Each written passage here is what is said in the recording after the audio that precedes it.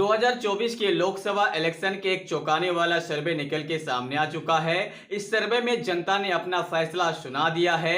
अगर आप जनता का फैसला सुनना चाहते हैं, देश का माहौल पता करना चाहते हैं, तो इस सर्वे को पूरा जरूर देखें ताकि आपको पता चले 2024 में लोकसभा इलेक्शन के वक्त जनता के माइंड में क्या रहने वाला है और यहाँ पे माहौल क्या बनने वाला है। साथ ही साथ आप लोगों को हम ये भी बता दें, ये जो सर्वे है इसलिए ज्यादा इंपॉर्टेंट है क्योंकि सर्वे किया गया है 3 टॉपिक के ऊपर। सीएए के ऊपर आप लोग को पता ही है, उसके बाद हमारे देश के प्रधानमंत्री मोदी के चेहरे और राहुल गांधी के न्याय यात्रा को लेकर यह सर्वे किया गया है, जिसलिए यह सर्वे बहुत ही ज्यादा इंपॉर्टेंट बन जाते हैं क्योंकि यह सर्वे ही साबित करेगा कि 2024 में इलेक्शन के टाइम किस पार्टी की सरकार बनेगी और दोबारा कौन गद्दी पे बैठेंगे।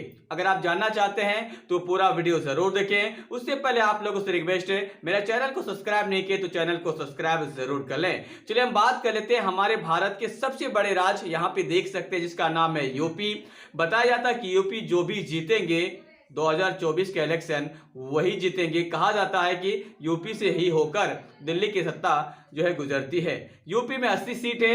इन 80 सीट में से इंडिया गठबंधन को 35 सीट, एनडीए को 40 सीट, अदर के खाते में 5 सीट। यह अदर मायावती जी का है जो इंडिया गठबंधन में शामिल हो सकते हैं। तो इंडिया गठबंधन में अगर शामिल हो गए तो यूपी में माहौल बिल्कुल चेंज होने वाला है।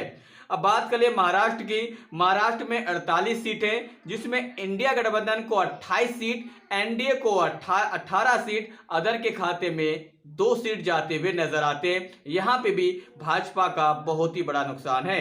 वेस्ट बंगाल की अगर बात की जाए तो बंगाल में 42 सीटें, जिसमें से इंडिया गठबंधन को 40 सीट और भाजपा यानी अदर में भाजपा ही आते हैं। भाजपा को यहाँ पे महज 2 सीटें, तो यहाँ पे बहुत ही बड़ा नुकसान है। अब बात कर लीजिए बिहार की, तो बिहार में भी नीतीश कुमार की वजह से भाजपा को नुकसान हो रहा है। 40 में से इंडिया गठबंधन को 25 सीट, एनडीए को 14 सीट, अदर के खाते में 1 सीट। जो अदर है वह एमआईएम पार्टी, बाद में तो इंडिया अलायंस में जा ही सकता है।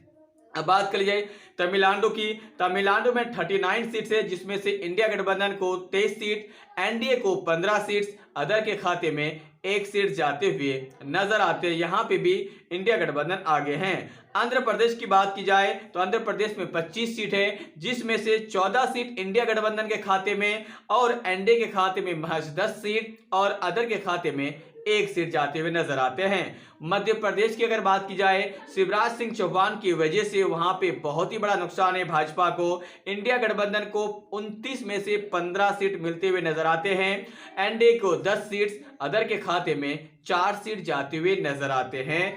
अब बात की जाए कर्नाटक की। कर्नाटक में 28 सीट है, जिसमें से इंडिया गठबंधन को 18 सीट, एनडीए के खाते में 8 सीट्स और अदर के खाते में महज 2 सीट जाते हुए नजर आते हैं। गुजरात में इस बार खेला हो गया। गुजरात में 26 सीट है और 26 में से इंडिया गठबंधन को 11 सीट और भाजपा यानी एनडीए को 15 सीट्स, अदर के खाते में 0 सीट से भाजपा के गढ़ में अगर ये माहौल हो गया तो शक्ति सिंह गोहिल और कांग्रेस के युवा चेहरा राहुल गांधी के एक नया करिश्मा सामने आएंगे। राजस्थान में 25 सीट है, जिसमें से इंडिया गठबंधन को 15 सीट्स, एनडीए को 10 सीट्स, अदर के खाते में 0 सीट्स है। केरल की अगर बात की जाए तो केरल में 20 सीट से इंडिया गठबंधन को जो है 12 सीट्स और एनडीए को अदर के खाते में 8 सीट्स और भाजपा के यहाँ पे सुपड़ा सापेनी 0 है। उड़ीसा की अगर बात की जाए तो उड़ीसा में 21 सीट से इंडिया गठबंधन को 15 सीट्स, एनडीए को 5 सीट्स, अदर के खाते में 1 सीट्स। तेलंगाना की बात की जाए तो तेलंगाना में 17 सीट से, जहां पे इंडिया गठबंधन को 17 के 17 सीट्स, एनडीए और अदर के खाते में 0 सीट्स, मतलब भाजपा का यहां पे सफाया है। आसाम में 14 सीट से, 14 में से इंडिया गठबंधन को 6 सीट्स, एनडीए को 4 सीट्स, अदर के खाते में 4 सीट्स। ये अदर्स एनडीए में जा सकता है। तो आसाम में कांग्रेस यानी कह सकते हैं कि भारतीय जनता पार्टी मजबूत है और इंडिया गठबंधन कमजोर है। झारखंड में 14 सीट से, 14 में से इंडिया गठबंधन को 13 सीट्स यहां पे मिलते हुए नजर आते हैं, एनडीए के खाते में 0 सीट्स और एनडीए के खाते में 4 सीट्स, अदर के खाते में 0 सीट्स। झारखंड इस बार कांग्रेस फतह करने जा रहा है। मान लीजिए कि यहाँ पे पंजाब में 13 सीट से और 13 के 13 सीट्स इंडिया गठबंधन के खाते में, एनडीए के खाते में 0 सीट्स, अदर के खाते में 0 सीट।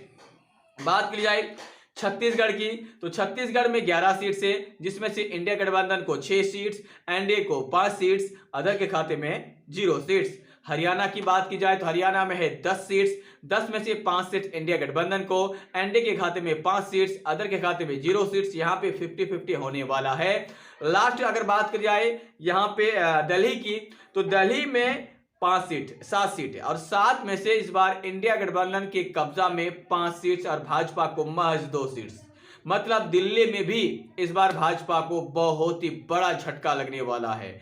अगर इसी जो रुझान अभी देखने को मिला है, अगर ऐसा ही रहा तो भाजपा के लिए 2024 का इलेक्शन बहुत ही ज्यादा मुश्किल होंगे। और ये सर्वे के आधार पर भाजपा यहाँ पे 100 से लेकर 200 सीट के आसपास रहने वाले हैं, और इंडिया गठबंधन 300 के आसपास, 300 से लेकर 350 के आसपास रहने वाले हैं। बाकी अगर कोई आपके मन में सवाल है तो मुझे कमेंट बॉक्स में कमेंट करके अपनी राय जरूर दें।